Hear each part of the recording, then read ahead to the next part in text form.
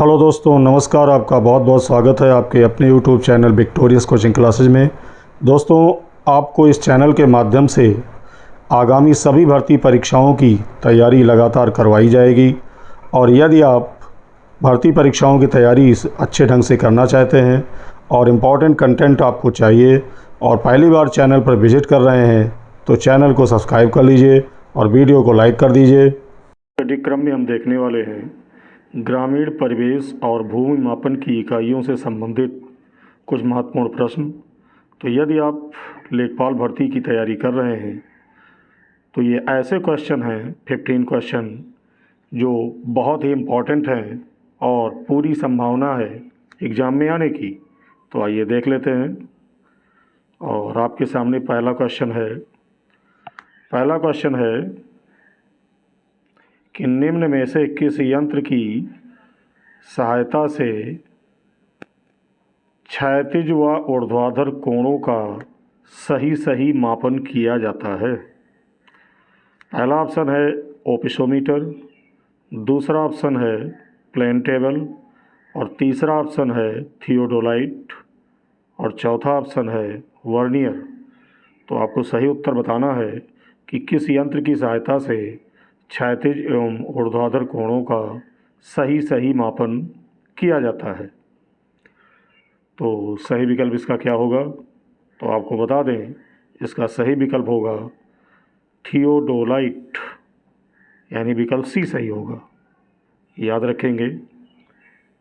अगला प्रश्न है जो कि आपके सामने है और ये क्वेश्चन है मानचित्र का विवर्धन एवं लघुकरण किस यंत्र की सहायता से होता है या किस यंत्र द्वारा होता है? तो पहला विकल्प है थियोडोलाइट, दूसरा है अल्टीमीटर, तीसरा है पैंटोग्राफ और चौथा ऑप्शन है ओपिसमीटर। तो आपको सही उत्तर बताना है, यानी किस यंत्र की सहायता से मानचित्र का विवर्धन एवं लघुकरण किया जाता है। तो आपको सही उत्तर का चुनाव करना है। तो सही उत्तर इसका होगा पैंटोग्राफ। याद रखेंगे।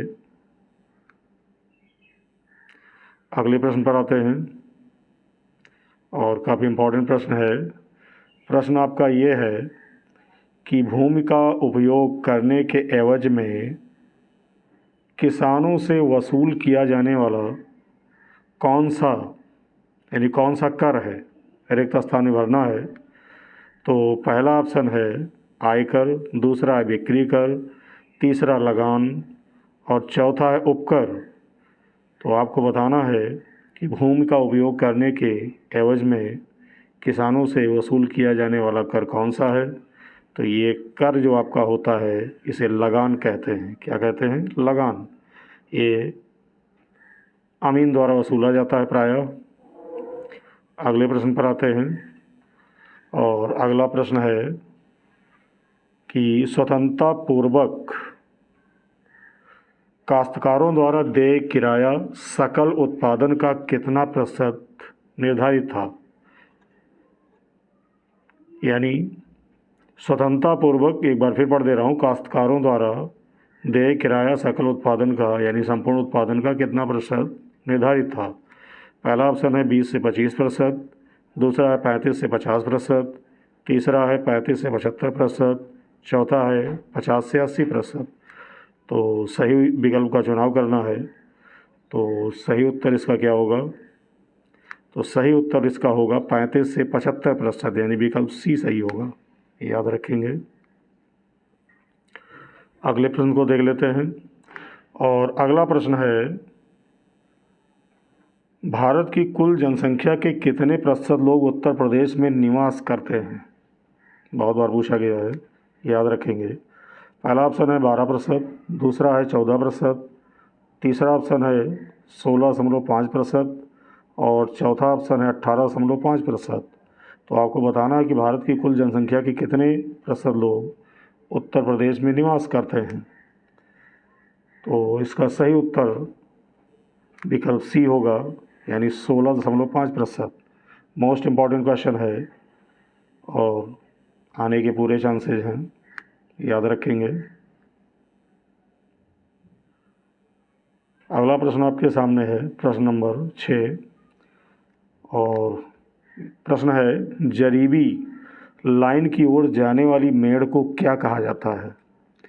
पहला ऑप्शन है दाखिली मोड़, दूसरा ऑप्शन है दोमेड़ा, तीसरा है सहमेड़ा, चौथा ऑप्शन है चौमेड़ा। तो आपको बताना है कि जरीबी लाइन की ओर जाने वाली मेड़ को क्या कहा जाता है। तो भाई आप लेखपाल बनने जा रहे हैं तो ये सारी चीज़ें आपको वहाँ पर दिखाई पड़ेंगी। तो आपको सही उत्तर का चुनाव करना है कि जरीबी लाइन की ओर जाने वाली मेड़ को क्या कहा जाता है। तो सही इसका जो ऑप्शन होगा वो सही ऑप्शन होगा दाखिली मोड़, यानी ऑप्शन ए। याद रखेंगे। अगले प्रश्न पर आते हैं। प्रश्न नंबर 7 है और ये क्वेश्चन आपका है कि धरातल पर मापी गई दूरियां, कोणों एवं ऊंचाइयों को मानचित्र पर प्रदर्शित करने की कला को क्या कहते हैं। पहला ऑप्शन है मानचित्र कला, पहला ऑप्शन आपका है मानचित्र कला, दूसरा ऑप्शन है सर्वेक्षण कला, तीसरा ऑप्शन है मानचित्रांकन और चौथा ऑप्शन है धरातल प्रदर्शन कला। विकल्प एक बार फिर देख लीजिए। पहला ऑप्शन है मानचित्र कला, दूसरा सर्वेक्षण कला, तीसरा है मानचित्रांकन और चौथा विकल्प है धरातल प्रदर्शन कला। तो आपको सही उत्तर का चुनाव करना है। तो इसका सही उत्तर होगा विकल्प बी, इसको कहते हैं सर्वेक्षण कला। याद रखेंगे। अगले प्रश्न पर आते हैं और क्वेश्चन नंबर 8 है कि वह कोना जहां खेत की मेढ़ें आपस में मिलती हैं क्या कहलाती हैं। ये बहुत ही इम्पोर्टेंट क्वेश्चन है, तो उसको याद रखेंगे। तो आपको बताना वह कोना जहां खेत की मेढ़ें आपस में मिलती हैं क्या कहलाती हैं। पहला ऑप्शन है त्रिमेड़ा, दूसरा है तीन मेड़ा और तीसरा ऑप्शन है सहमेड़ा, चौथा ऑप्शन है मेड़कटान। तो आपको सही उत्तर बताना है। तो सही उत्तर इसका होगा विकल्प सी, इसको कहते हैं सहमेड़ा। याद रखेंगे। और दोस्तों क्वेश्चन यदि अच्छे लग रहे हों तो वीडियो को लाइक कर दीजिए और आगे भी ऐसे ही वीडियो चाहते हैं तो अभी तक ये चैनल को सब्सक्राइब नहीं किया है तो चैनल को सब्सक्राइब कर लीजिए ताकि मेरे वीडियो के नोटिफिकेशन बिना रुकावट आप तक पहुंचते रहें। अगले प्रश्न की बात करते हैं।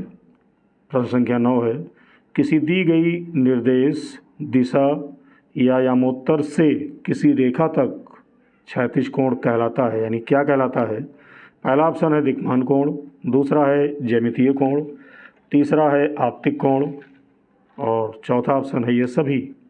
तो आपको सही उत्तर बताना है। तो इसका सही उत्तर होगा दिक्मान कोण, यानी विकल्प ए सही होगा। याद रखेंगे। अगले प्रश्न पर आते हैं। एक क्वेश्चन नंबर 10 है एक बिस्वा का एक बीघा से क्या अनुपात होता है। तो प्राय हम देखते हैं कि एक बीघे में 20 बिस्वा होता है। तो विकल्प पहला है आधा, दूसरा विकल्प है 1/4, तीसरा है 1/10 और चौथा विकल्प है 1/20। तो मैंने कहा कि एक बीघे में 20 बिस्वे होते हैं तो आप समझ सकते हैं इसका विकल्प डी सही होगा, यानी 1:20 का होगा, 1/20 अनुपात होगा। अगले प्रश्न पर आते हैं और अगला प्रश्न है मध्य भारत में एक बीघा कितने हेक्टेयर के बराबर होता था। इम्पॉर्टेंट क्वेश्चन है। पहला ऑप्शन है 0.2529 हेक्टेयर, दूसरा ऑप्शन है 0.4425 हेक्टेयर, तीसरा ऑप्शन है 0.2025 हेक्टेयर और चौथा ऑप्शन है 0.3058 हेक्टेयर। तो आपको बताना है कि मध्य भारत में एक बीघा कितने हेक्टेयर के बराबर होता था। तो इसका सही विकल्प होगा 0.2529 हेक्टेयर, यानी विकल्प ए सही होगा। याद रखेंगे। अगले प्रश्न पर आते हैं। किसी खेत के मापन की सर्वोत्तम विधि क्या होगी, यानी किसी योग्य खेत जो होता है उसके मापन की सर्वोत्तम विधि क्या होगी। पहला ऑप्शन है जरीब, दूसरा है प्लेन टेबल, तीसरा है प्रिज्मेटिक कंपास और चौथा ऑप्शन है थियोडोलाइट। तो आपको सही विकल्प का चुनाव करना है। तो सही विकल्प इसका होगा जरीब, विकल्प ए सही होगा। यानी जरीब द्वारा किसी खेत के मापन की जाती है और ये सर्वोत्तम विधि कहलाती है। अगले प्रश्न पर आते हैं, 1 एकड़ कितने वर्ग गज के बराबर होता है। देखिए ये सारी चीज़ें आपको याद रखनी होगी, इम्पॉर्टेंट क्वेश्चन है और इनके आने के बहुत ही ज़्यादा चांसेज हैं। 1 एकड़ कितने वर्ग गज के बराबर होता है ये आपको बताना है। तो इसका सही उत्तर क्या होगा। तो इसका सही उत्तर होगा भाई, पहला ऑप्शन है 4840, दूसरा है 2025, तीसरा ऑप्शन है 4425 और चौथा ऑप्शन है 3025। तो इसका जो सही ऑप्शन होगा वो ऑप्शन ए होगा, यानी 4840 याद रखेंगे। अगले प्रश्न पर आते हैं, ये भी इम्पोर्टेंट क्वेश्चन है। गंटर जरीब की लंबाई कितनी होती है। पहला ऑप्शन है 64 फुट और दूसरा ऑप्शन आपका है 70 फुट और तीसरा ऑप्शन है 75 फुट और चौथा ऑप्शन है 70 फुट। तो आपको बताना है कि गंटर जरीब की लंबाई कितनी होती है। विकल्प एक बार फिर देख लीजिए, 64 फुट, 70 फुट, 75 फुट, 78 फुट। तो आपको बताना है सही उत्तर। तो सही उत्तर इसका होगा विकल्प ए 64 फुट, यानी गंटर जरीब की लंबाई 64 फुट होती है, याद रखेंगे। और अगले प्रश्न पर आते हैं। अगला प्रश्न है, प्रश्न थोड़ा बड़ा है तो इसको ध्यान से देखते हैं। भारत का कौन सा राज्य डिजिटल